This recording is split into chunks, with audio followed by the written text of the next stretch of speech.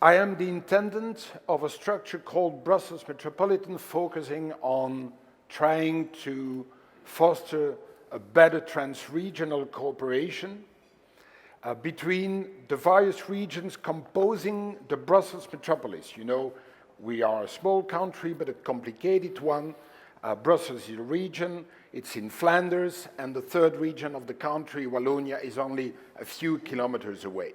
And we have also a federal state. So it's quite complicated, as we will see, and especially when we speak about a very systemic issue being the issue of mobility. And that is our main area of focus. But then at the same time, you could argue and say, what is this guy from Brussels going to talk about, knowing that Brussels nowadays is recognized and, I would say, unfortunately, well known for being the most congested city in Europe. So what is the legitimacy from within Brussels to speak about mobility? We'd rather speak about immobility.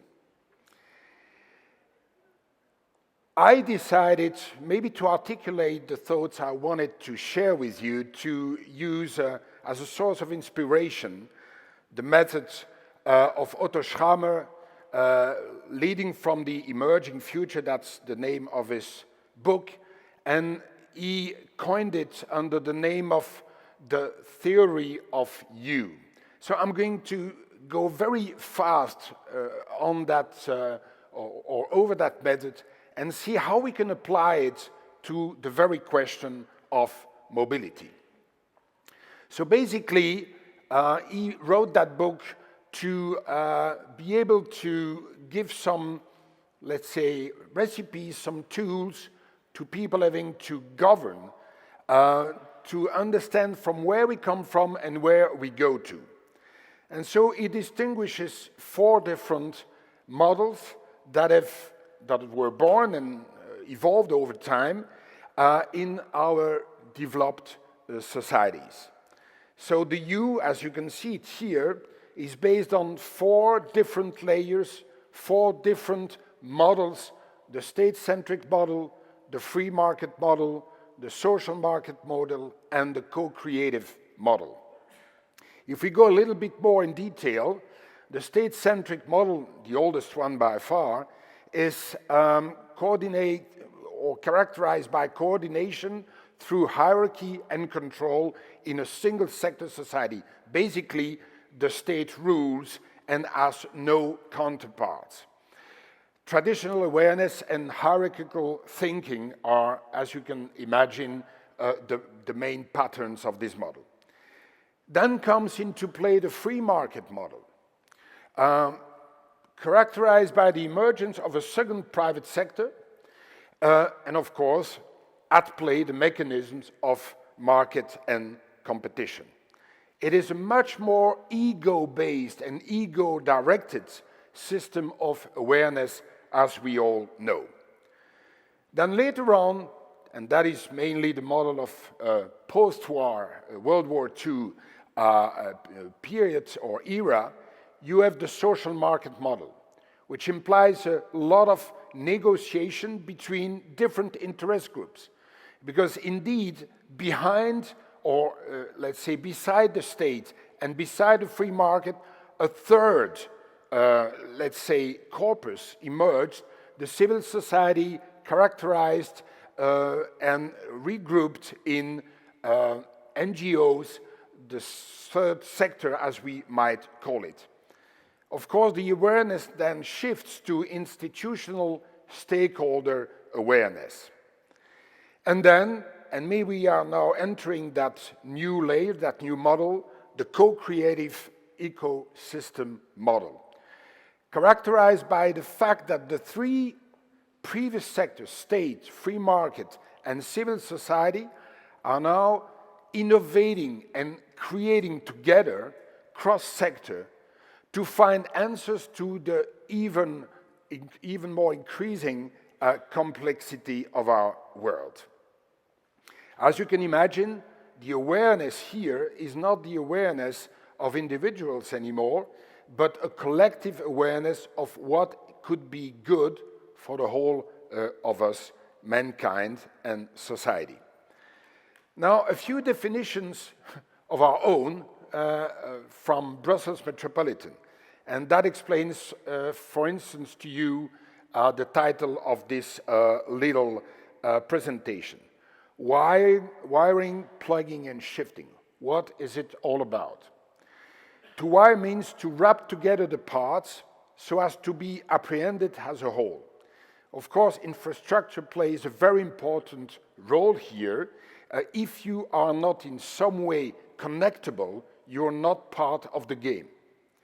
To plug means to hook on individually at will, so we speak here about an individual decision, through physical or digital connection, and we'll see examples of that in a moment. And to shift means to draw the said whole, the complete system, and to make it evolve communally. You have all heard about, the commons, the idea, the notion of commons. So assets and goods that belong to everybody. The idea here is to have the whole system communally evolve towards a comprehensive society, and in this case, comprehensive mobility. So why, if we were to apply that U method to mobility? The state-centric model of mobility, very obviously, is public transport. 19th century, the railways, the wiring was the infrastructure, a dedicated infrastructure. Nobody knows trains going out of the rails unless by accident. And so the state monopoly was owning all of this, not only the railways, but also the plugging, what enables the plugging, which are the vehicles. Carriages, they all pertain to state monopolies. The model of regulation was very simple. It was a state monopoly. Only could it be mitigated by a management contract. Modern railways have to respond to needs of the society as coined in a management contract negotiated with the authority. Of course, the free market model in mobility is the model of the automobile. A post-World War II model, basically, especially the 50s, the 60s, the 70s, even the 80s, where the wiring is a universal infrastructure in the sense that many different types of automobile vehicles can use that infrastructure, roads and highways, but still the possession of the state. Now, the difference is that in terms of plugging, the individual decision is being made via vehicles that are very versatile. Everybody knows that with a car you can go through a cornfield if you so wish at your own peril, and individual cars are privately owned or third-party owned, from time to time state-owned, third-party owned if you want, for instance, to rent a car. So the model of regulation is the code of circulation, unfortunately, but also the beginning of the taxation on cars, just to finance the infrastructure. And contract I put here because it was the very beginning or the early beginning of negotiations within companies, maybe to allow companies to give company cars to their employees. The social market model, if you will remember, is characterized by the fact that we enter a negotiation model. And indeed, the negotiation has taken place in many respects, with unions, with environmental groups, with urban activists, the ones saying, but why can't our employees, against very favorable tax incentives, have their own car? People have said, well, but let's have less polluting cars. Others have said, yes, but let's reduce the pressure of car in our society, in our cities. So it is the beginning of the negotiated model. Let me tell you, perhaps Brussels is still trapped between the level 2, the free market model, and the level 3, the social market, not even speaking about the model and the layer that is about to come in a moment. So here, infrastructure is already existing, but it's juxtaposed and combinable. We still have the state owning roads and rails, but already some infrastructure is third-party owned, like parkings, for instance. You don't own your own parking. Yes, maybe in your garage, maybe just in front of your home, but you don't own public, let's say, public parkings, and these are more and more privately run and operated. The vehicles are still the vehicles we know today, but knowing that we start sharing them, you know, renting them, we still own them, we rent them, we share them, and there is some kind of incentive to practice modal shift, which is the fact of going from one system to the other, but they still coexist in a more or less friendly way. This is certainly the model of the company car. You may know that Belgium is characterized by the fact that we have almost 1 out of 2 cars being company cars, so being given as a fiscally attractive incentive to the employees, which is a rather peculiar situation. So negotiation is at the heart of this model. And then we come, of course, to the thing that really interests us here, which is the co-creative ecosystem model in mobility. Basically, the wiring here transforms the infrastructure. We still have a very solid physical layer of infrastructure, but it becomes also digital. In this sense that if you have an infrastructure that is purely physical, but that is not usable by the people, because it's completely jammed, obstructed, inaccessible, it is an idiotic infrastructure. And if you don't have the digital layer on top of the physical layer of this infrastructure, the latter one simply loses its very sense. Also, this infrastructure, especially on the roads, starts to become multi-operated by different types of people. Obviously, the private owners of vehicles, public transportation, but more and less from hybrid types of operations where the people driving may not be the owners of the car, where other people provide cars to be pooled, to be shared. So there is more and more blurring of categories in this model. And especially, as you can see, you have, in the philosophy of this system, different types of very interesting characteristics. It is a coordinated model because it's data-driven. It is co-creative. We all know about Uber. Disruptive business models, because the people using Uber are private persons, but also the people making Uber possible are private persons, because these are drivers wanting to make money out of this activity.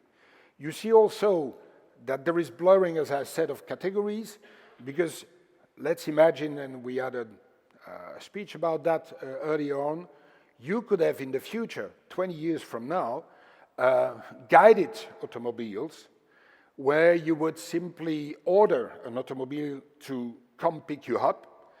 Basically, you would not own that automobile. You would not even rent it. You would use it as a public transportation, but maybe you'll be alone in the car because you ordered the car to pick you up, you only in the car. And of course, that would not be the same tariff as if you accept to be 4 in the car, or to be 12 in a little bus, or to be even more in a big bus of classical public transportation. So all categories, all conceptual categories will tend to be blurred. Of course, the model of regulation here will still be, as always, the law, maybe data collection, Data protection, as the minister indicated, will be key in terms of regulation.